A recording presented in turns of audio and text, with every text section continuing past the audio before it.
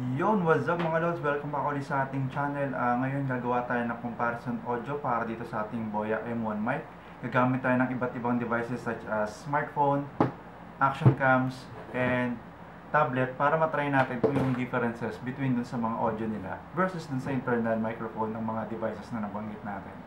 So ngayon, ginagamit natin is yung Nikon SLR natin, gamit yung internal mic.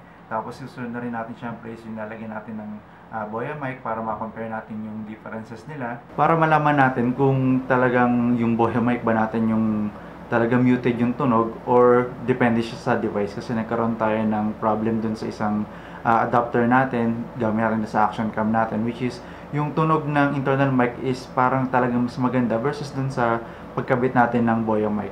Although magkaiba naman kasi talaga sila kasi yung action cam natin is most likely omnidirectional yung tunog niya. Tapos yung dito naman sa Boya natin cardioid siya. Most likely yung mga smartphones kasi chinek ko na rin, tablet and smartphones, omnidirectional sila madalas. Kaya pag nagre-record ka, napipick up mo lahat ng mga sounds sa surroundings mo, mga background noises, pick up mo lahat yan. Versus dito sa kapag naka-Boya mic and talagang directional siya, most likely dun sa may bibig mo o kung saan mo tinututok yung mic mo. Yung sa ibang tinesting ko na gamit, kita talaga yung difference dun sa sound quality nung omnidirectional versus dito sa cardioid natin. Although di ako ganun ka-sure kung meron differences yung connector type, yung TRS versus sa TRRS dun sa sound quality nung mic. Pero kasi mostly smartphones, TRRS talaga yung nakalagay. Tapos yung dun sa mga camera is more on TRS lang din. Kaya di ko alam kung magkakaroon ng difference doon. Kaya ginagawa natin itong mga testing na to, dinadamihan natin yung mga pwede nating paggamitan na mga gadget para ma-isolate ko kung talaga bang yung adapter ng Osmo Action natin yung may problem o yung sa may Boya mic na mismo. Kasi parang naninibago rin ako dun sa tunog ng cardioid kasi talaga nasanay tayo dun sa omnidirectional, which is yung talagang dirig mo talaga yung mga nasa paligid versus dito sa more on focus dun sa kung ano lang yung nasa harap na. Kaya yan, tinetesting natin ngayon para isolate natin kung may issue ba talaga yung mic natin mismo or talagang yun lang yung pinaka-main tunog niya. Try na natin siya sa iba't ibang gadgets, SLR, sa tablet natin, smartphone, tsaka syempre dito sa action cam.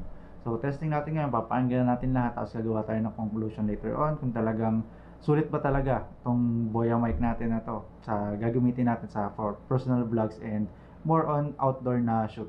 Ito, lahat ng recording na to, indoor to. Aside sa boses ko is yung aircon lang, tsaka yung konti nagpupukpok sa labas.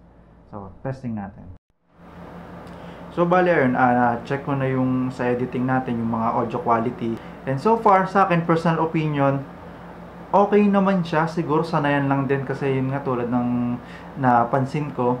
Yung internal mic natin, may mga treble siya, nakakataas talaga siya, naririnig mo, kaya parang pakiramdam natin is yung mas clear siya sa pandinig versus dito sa Boya mic natin na since directional siya, more on kung ano lang sinasabi mo or kung saan lang siya nakaharap, doon na yung naririnig mo na tunog, kaya parang kulob siya kasi ina-isolate niya yung boses mo versus dun sa surrounding noise, kaya parang feeling mo muffled yung tunog.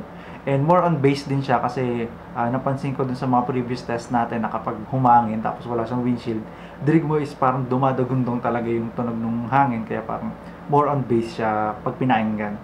And so far, in conclusion, parang wala namang problem dito sa Innova mic adapter natin, pero gagawa pa tayo ng further test using different headphones. Currently, in-isolate lang natin kung may problem ba tong Boya mic natin. So far, mukhang wala naman kasi nadinig ko naman kanina sa different test natin na iba't iba yung quality niya. May times na mas maganda yung ni Boya, may times na mas maganda yung internal microphone. So, personal preference na lang kung saan yung mas pleasing sa pandinig natin, siguro doon na lang. Para sa akin, pasado na to for a budget shotgun microphone. So, yun lang guys. Revisit ulit tayo sa susunod. Yung sa next video siguro natin is yung Osmo Action natin. Gagamitin natin ng iba't ibang external mic.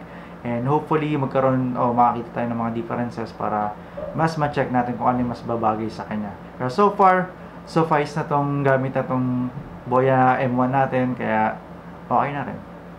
Yun lang guys. Hope you like this video and kita ulit tayo sa susunod na episode. Thank you.